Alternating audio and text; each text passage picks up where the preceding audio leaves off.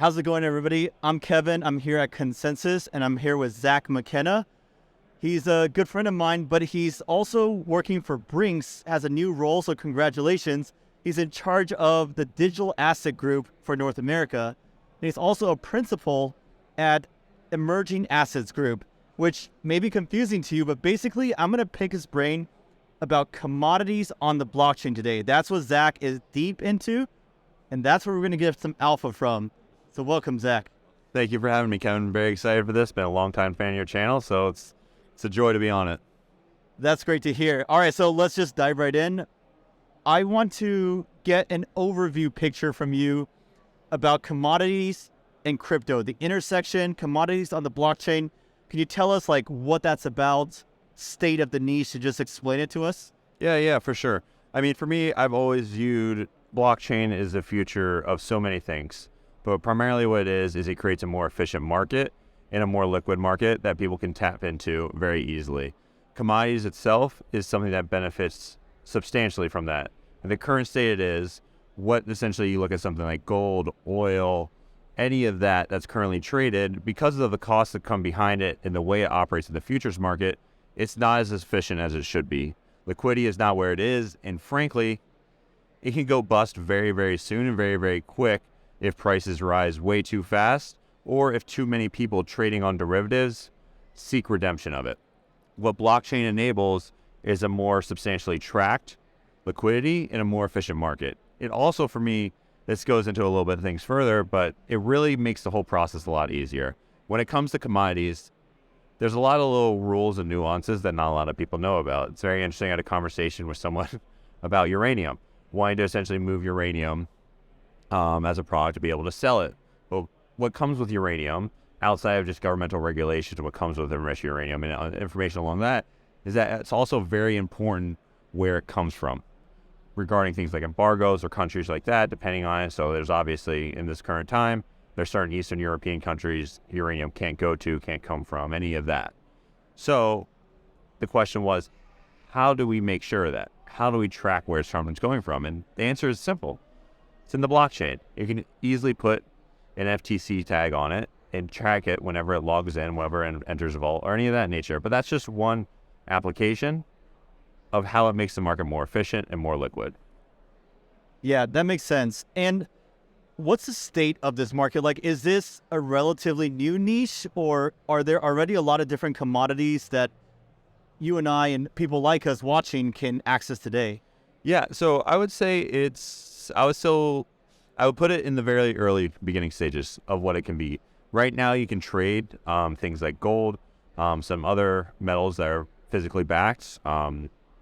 Obviously, not everything is as fully audited or as transparent as we would like, but it's in the very early stages. The idea for me, where I see a full view of this, is to eventually have all commodities available on the chain to be able to trade, whether it's oil, wheat, gas, soybeans, all of that. I think is a huge benefit. I also think there's even a greater potential as well outside of commodities to really just take traditional financial contracts and put them on chain. In my dream world, and I wouldn't even say it's a dream world, I say where we're going, I imagine a world where you can now have mortgage-backed securities on chain. You can trade credit default swaps on chain. You can, tokenize your cash flow coming into your business and more easily sell it to a bank for invoice factoring. So that's like the real world assets niche, right? Yes. So that is something interesting to me, though, because some of those are securities per se, right? But those are different rules as commodities. So just from a noob like me in this area, is it easier to let people trade commodities right now on chain than securities? That's a good question, but I feel like that's the question everyone is asking in crypto, especially with regulatory environments. It really depends on how you approach it. Trading as a commodity allows you a lot quicker entry, but also there are plenty of projects out there, plenty of chains that have gone and done a full approach of where they're basically going out and making sure everything's registered and taken care of, that what they are trading is a security, and leaning into that. In fact, there's projects here today at this conference that are doing that. I'd love to show you them sometime, but it really depends on where you see your fit, how you want to run and what is essentially your risk tolerance and game plan. I think it's important for every project out there to have in the back of their mind what a security, essentially what risk that could be, being declared a security, having to go down that approach. No matter what it is, it's something you should be aware of and have a plan for. Right. It's what's really should be done for your holders, investors, and users of your project. That makes sense. And this is definitely very exciting up and coming space. And I think you kind of touched on this a little bit, but like, who do you think are the main users of bringing commodities on chain? Who can benefit from that the most? And like, what is the biggest benefit for them?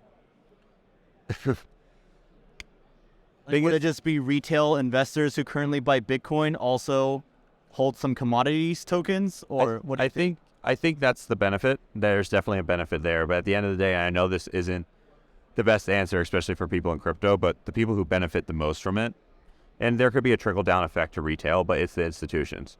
Being able to easily trade what's already vaulted, what's already tracked, enhances liquidity and makes tracking a whole lot easier for them. Now, that being said, I also think it's important at an institutional level. Now, this goes a little far out there, but I do, like I mentioned earlier, when things are being able to trade commodities as like a soybeans, coffee beans, or anything like that, this may seem a little pie in the sky, but I think it's provides a lot of benefit to maybe even potentially something like farmers as well, to be able to trade futures contracts in a more easier way, or contracts for delivery in a more easier and retail friendly way, instead of having to rely on natural language lawyers, anything along those lines. So not to ramble too much, immediate benefit, a lot of it is institutions to be able to trade and move things on and off their books very easily in a cleaner way, but it does benefit retail as well because it gives them access to really tools and trading instruments they didn't really ever have access to before.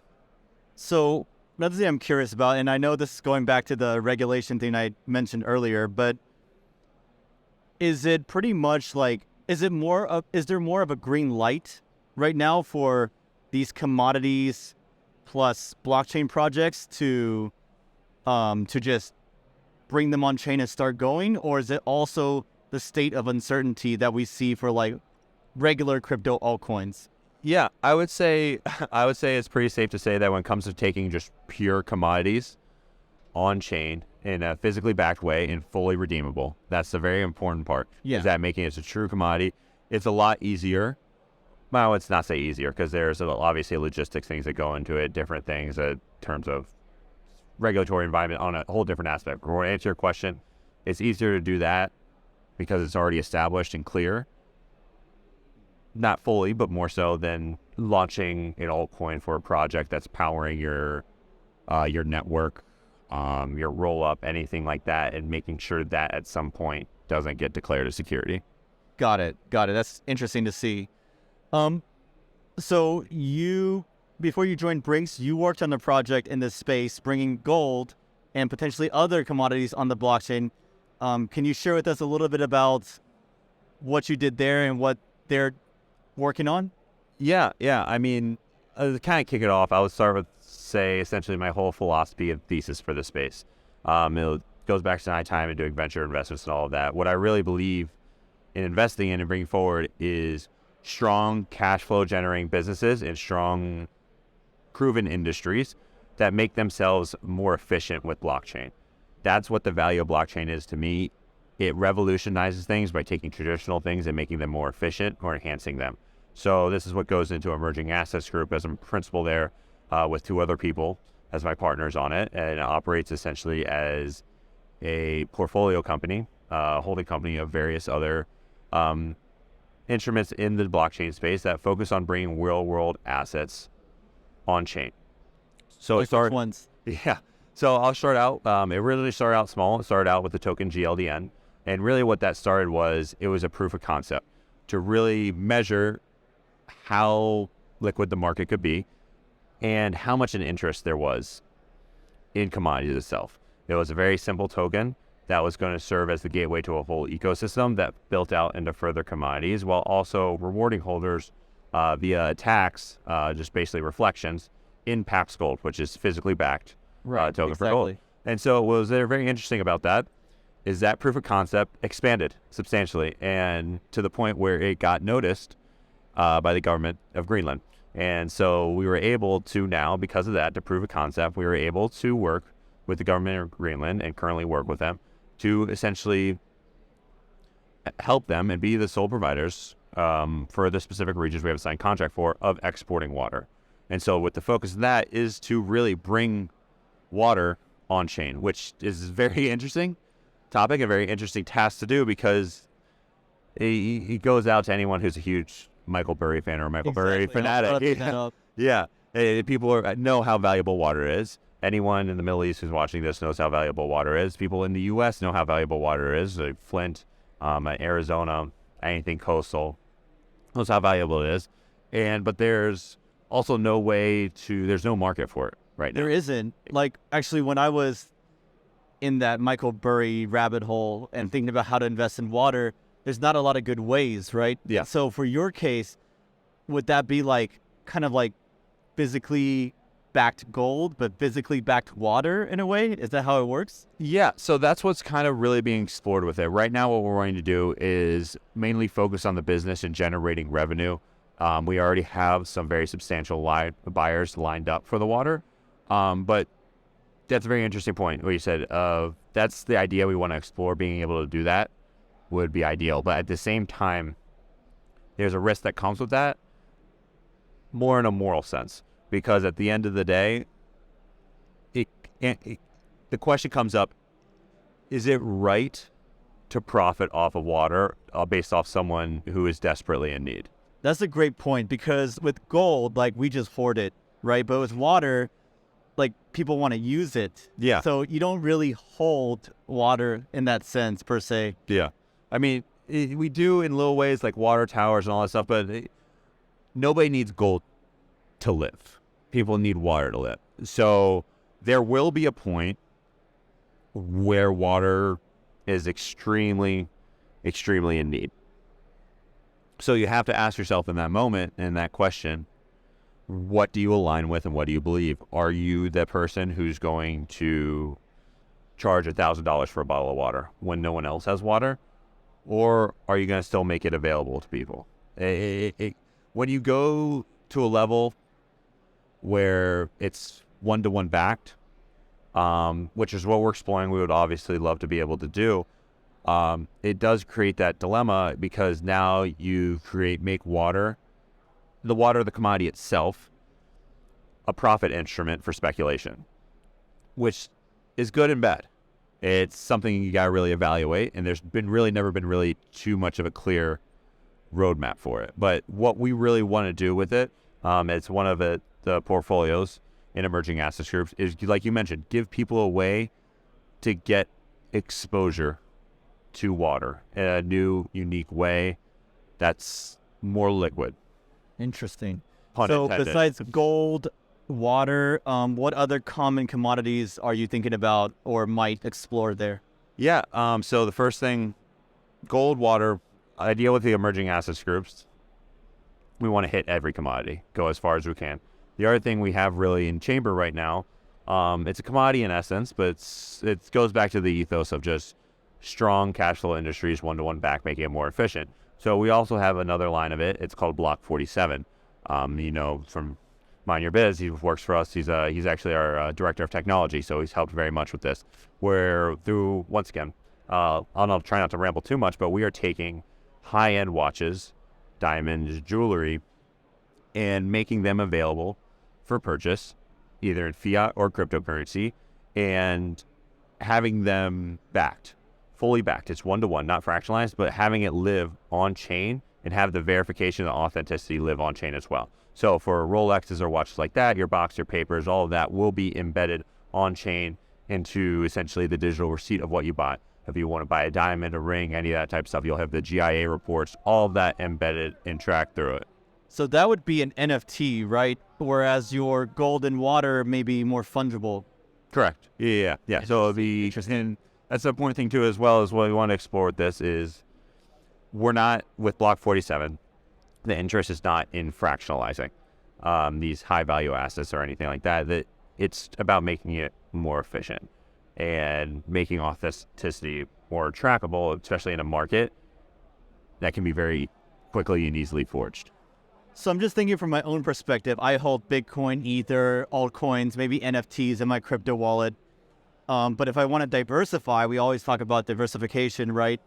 Then I could hold some of your commodity-backed tokens too, right? Is that the kind of the vision for us in terms of our retail use case? Yeah, that's what I would say as well. And obviously with Block 47, it's going to be coming very live, the marketplace for it shortly. I'm sure I'll put it out there. It'll be out somewhere. Maybe probably put it out there, see what you talk about. I'll revisit you again on it. But it's also an interesting aspect as well because who we were partnered with, it's with New York City's Diamond District, 47th Street. We have access to the entire inventory we're able to put on sale. We provide the option as well where you could have this one-to-one backed asset, but keep it in our vaults so it can easily be tradable and viewed on chain. So that way, whoever buys that NFT after it can then essentially submit it for delivery for themselves. Right. Interesting. So it's I like to think of it. It's going to take time to get to that point, but creating a liquid market that's a lot easier to trade than going to something where you have to submit it, do a resale price. All of that is a little more process. Like it'll be awesome to see someday someone flipping in a day a Rolex online without ever taking physical delivery of it. But that goes back to what I said in the very beginning: enhanced liquidity, giving people easier liquidity for that. So this is really interesting. Emerging Assets Group, GLDN. Can you tell me a little bit about the other big competitors in this? Maybe they're not competitors, maybe they're adjacent, but in this commodities on the blockchain niche, like what other ones should people check out if they're curious? Yeah, I would say in terms of commodities on chain, what we're doing is very different, especially in terms of our tokens. It provides more of an exposure to the industry itself of bringing commodities on chain. What I would actually recommend for exposure outside of it, I mean, and we provide it in our rewards or anything. You look at Paxos, you look at something like that, you look at PaxG. Looking at tokens that are submitted and fully backed and verified and trusted is great exposure into the commodity space, especially on chain. I know I'm personally a big fan of PaxG. I like it a lot. It's hard to explain to people sometimes, especially with the stuff in the news that you get questions about all the time. Like, are you worried about PaxG? Because it's a Paxos company and because of, I believe it was the Wells notice that went out to them. I mean, it's always good to have skepticism and always good to have a backup plan, and we have a backup plan as well regarding our own precious metals inventory and mining and all of that. But it's important to know what exactly that Wells notice was, what it meant. It was specifically for BUSD, Right. and it got solved pretty quickly. Everything else got a clean bill of health and PaxG. But I would say I would look into something like that, especially for those. It is surprising to me the amount of people that don't really know about the physically backed commodity space and tokens. So I think that's one of a great place to start. Or honestly, like, we're all about education. So getting in touch with any of us, joining our Telegram group, any of that, we're not just only education about what we do, we're education about commodities and the whole market in general. We host training schools, we host education seminars, all of it. So I'd say that's probably the best way to get started in the space. That makes sense. And so that makes a lot of sense. Paxos and other commodities-backed tokens, are there like other platforms or like picks and shovels types plays in this space that you can share?